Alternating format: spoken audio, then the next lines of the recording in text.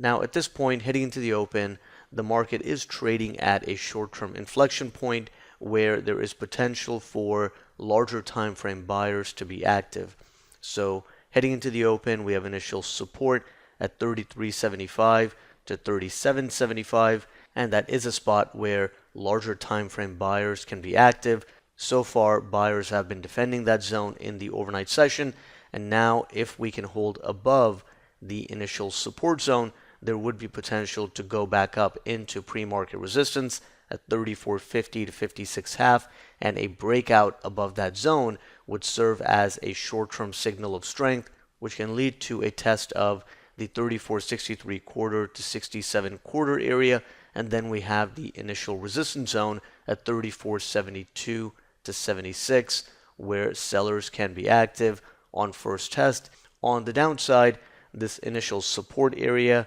and 34.28 to 30 is an important short-term inflection point. Now, given the recent strong upside move on the daily chart, the idea today is that even though sellers have been more dominant in the overnight session, there is that potential for larger time frame buyers to step in at one of the support areas here. And if larger time frame buyers step in, then we can get a pretty decent short-term bounce, at least back up into pre-market resistance and possibly back up towards yesterday's low at 34.72 to 76. And the way we can detect larger time frame buying in real time is that we should then start to see a momentum shift with the NYC tick holding above zero and the price action being more effortless to the upside and getting some swift and wide range bars to the upside. So that would be a signal that larger time frame buyers have stepped in, and in that event we can go back up into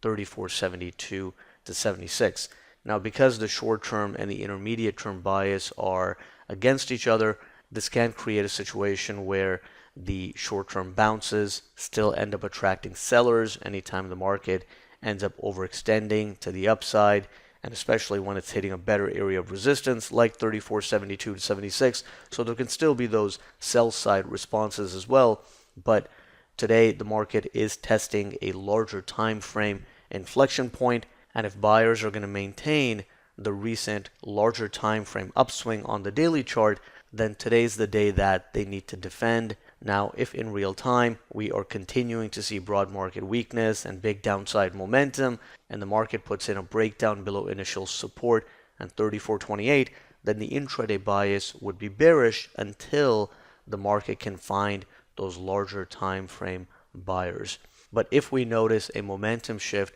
back to the upside, then we just need to make sure that we're not being overly aggressive on the short side. So given where the market is set to open, the onus is really on the sellers to continue pressing in order to move the market lower, and simply a lack of downside momentum at these areas of support can result in a short-term bounce. So that is the market context and plan heading into the open. Let's see if larger time frame buyers can step in and defend at one of these support zones, and we will take it from there.